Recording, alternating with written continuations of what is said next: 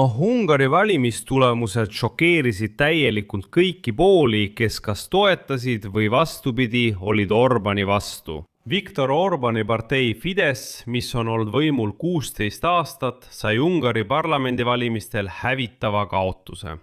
Peaaegu kõigi sedelite häälte lugemise tulemusel saab paremtsentristlik partei TISA, mida juhib Péter Magyar, põhiseadusliku enamuse. 138 mandaati 199 kohalisest kohalikust parlamendist. Ja siin hingasid paljud Brüsselis ja Kiievis kergendatult, sest nad lootsid, et Péter Magyar on võimalikult Euroopa-meelne ja Ukraina-meelne. Sest Orban oli avalikult venemeelne poliitik, aga opositsiooniliider Magyar oli justkui Euroopa-meelne juht. Aga selgus, et järeldustega on veel vara kiirustada. Péter Magyar teatas täna ootamatult, et ta valmistub pidama otse läbirääkimisi venelastega energiatarnete üle. Täpselt nii, nagu tegi Viktor Orban. Ja sellist avaldust tervitati kohe Kremlis, öeldes, et nad on valmis dialoogiks. Ja üldsegi Péter Magyar teatas, et ta ei ole Ukraina-meelne, vaid Ungari-meelne poliitik. Seega tuleb ka seda arvestada. Ja selline olukord tegi paljud väga murelikuks, sest Magyar ei olnud oma seisukohtade suhtes Euroopa Liidu ja Ukraina osas kuigi sõnakas. Seega uurime nüüd koos selle olukorra läbi ja paneme kõik paika. Kes on Péter Magyar ja mida temalt oodata võib? Minu nimi on Aleksei Betši, arutame seda teemat koos. Aga enne kui alustame seda saadet, palun tellige kanal, pange videole like ja jätke oma kommentaar selle video alla. Ja tellige kindlasti ka minu Telegrami kanal Betši News. Link sellele on selle video kirjelduses. Niisiis Ungari valijad kukutasid peaminister Viktor Orbani. Orbani pärast 16 aastat võimul olemist andes hävitava löögi ühele läänemaailma kõige juurdunumale populistlikule liidrile. Poliitiline vapustus Ungaris, kuhu USA asepresident J.D. Vance saadeti valimiste viimastel päevadel Orbani toetuseks kampaaniat tegema, omab kaugel ulatuvaid tagajärgi mitte ainult Budapestile, vaid ka kaugel väljaspool selle piire. Péter Magyar, 45-aastane endine Fideszi lähikondane. Magyar, kes 2 aastat tagasi katkestas suhted Viktor Orbaniga ja muutis vastloodud TISA partei poliitiliseks masinaks, kuulutas oma võidu välja pühapäeva õhtul. Esmastel tulemustel, mis näitavad veenvat võitu, õnnitles Orban Ungari opositsionääre ja vandus jätkata Ungari teenimist hoolimata valusast kaotusest. Ja nüüd pärast 99% häälte kokkulugemist sai Ungari partei TISA 138 kohta 199. Parlamendis, mis moodustab 2/3 häälteenamuse, Orbani parteil Fidesz on 55 kohta. See tähendab, et TISA parteil on üksi õigus mitte ainult seadusi vastu võtta, vaid isegi riigi põhiseadust muuta, et teha lõpp Viktor Orbani pärandile.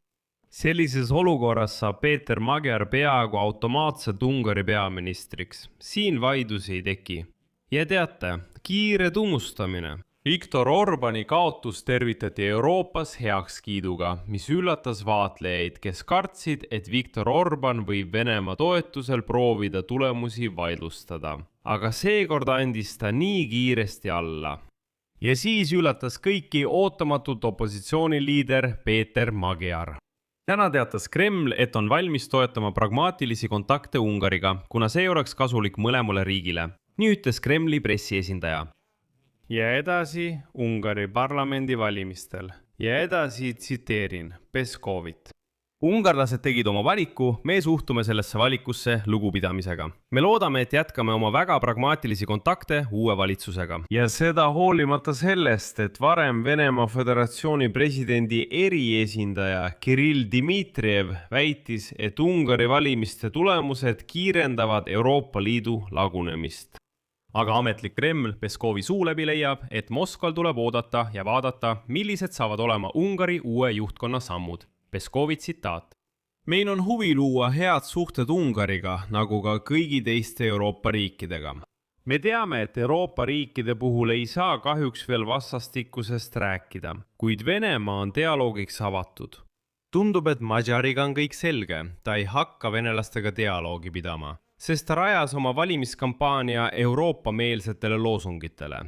aga dissipartei juht Peeter Madjar teatas täna ootamatult, et tema valitsus hakkab Venemaa Föderatsiooniga läbirääkimisi pidama. Ja see avaldus šokeeris paljusid, sest Madjarilt oodati hoopis teistsugust käitumist.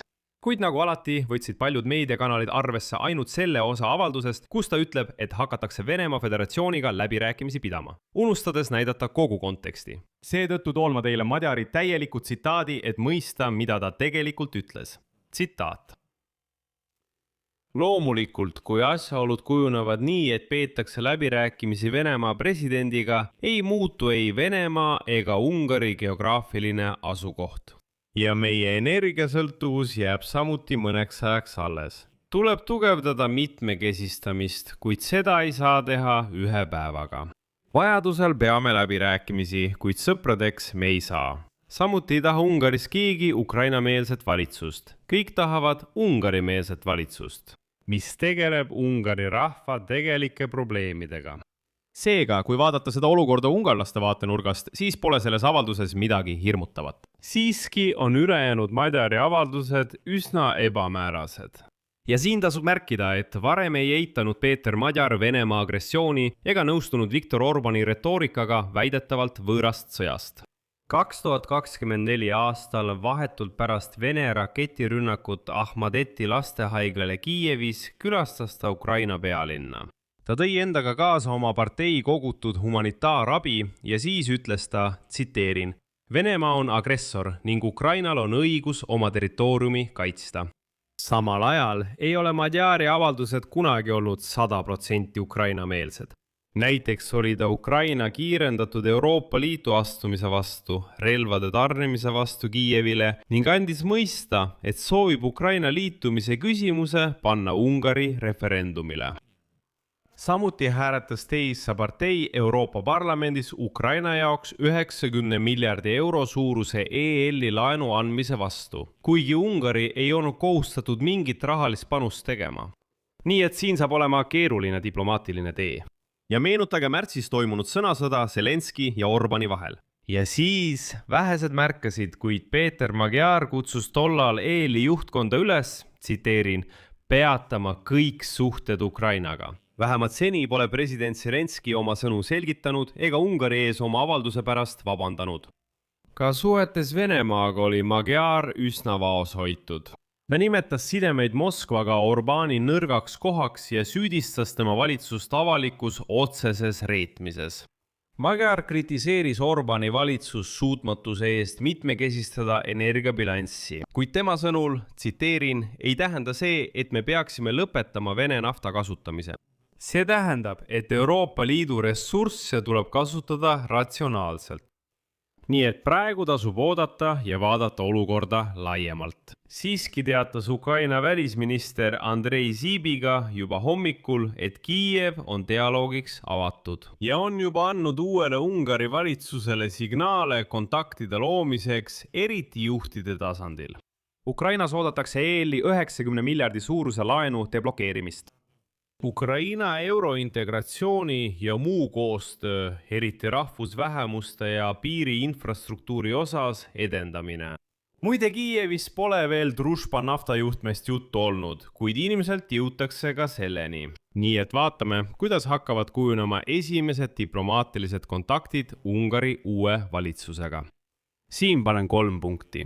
Sõbrad, kui te leiate, et see saade on huvitav ja kasulik, saate toetada selle projekti tööd. Teie YouTube'i kanaliga, annetusega või sponsorlusega YouTube'is. Selleks tuleb lihtsalt vajutada video all nuppu toeta või tasulise tellimusega. Üldiselt on selle video kirjelduses palju võimalusi, kuidas toetada selle YouTube'i kanali tööd. Valige endale sobiv variant, olen tänulik igasuguse toetuse eest. Või kasutage ekraanil olevat QR-koodi, see on samuti mugav viis. Liituge Telegrami kanaliga PG News ja muidugi ärge unustage tellida seda YouTube'i kanalit. Sellega on kõik. Hoolitsege enda eest, kõike head!